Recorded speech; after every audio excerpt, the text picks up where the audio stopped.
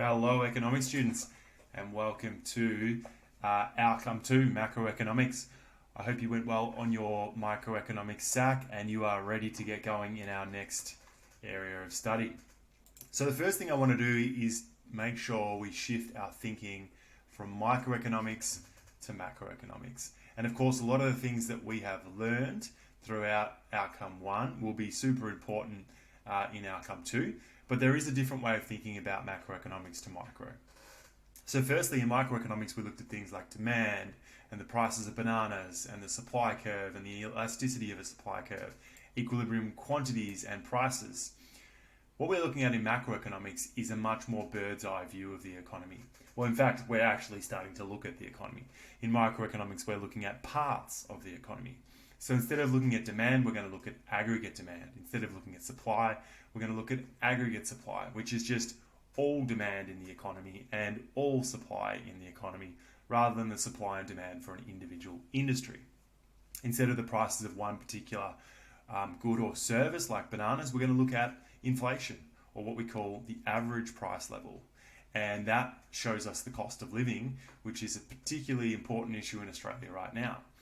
And instead of looking at the equilibrium quantity traded in a particular market, so the amount of bananas that get bought and sold, we're going to look at this thing called GDP, which is really the quantity of all goods and services sold in a particular economy. All right, so hopefully you make that shift in your head before we get into the content. So the first dot point is very simple. It's about the difference between material and non-material living standards. You likely touched on this in microeconomics, but we need to think a little bit more deeply about the factors that actually affect both material and non-material living standards. So let's get into it. So firstly, material living standards are very simply the access, that's a really important word here, access to goods and services, right?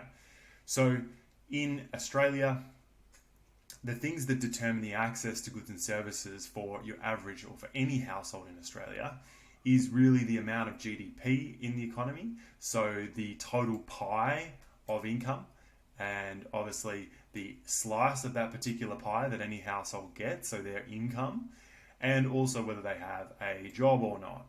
Really, the study design just wants you to think that if there's more GDP, which means we're producing more stuff in our economy, well, on average, people have access to more goods and services. That's the simple link. An increase in GDP is an improvement in material living standards, and vice versa.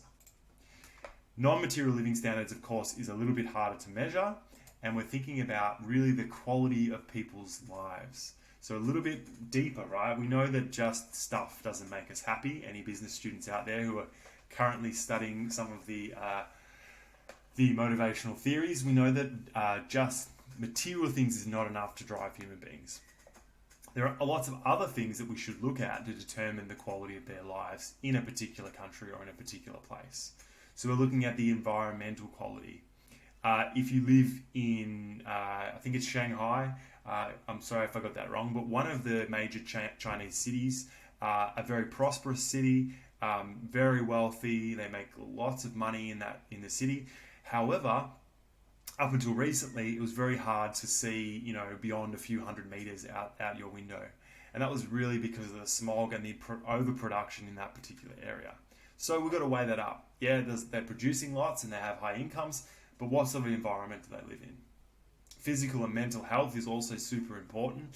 So I was in Japan a while ago. I've been to Japan, or been lucky enough to go to Japan a couple of times, and they work super, super hard there, right? They work so hard that often if you're ever on a train late at night, and it is late at night, I'm talking like 10, 11 o'clock when a lot of people come home from work, they work so hard that they fall asleep on the train in their beautiful suits with their bags open.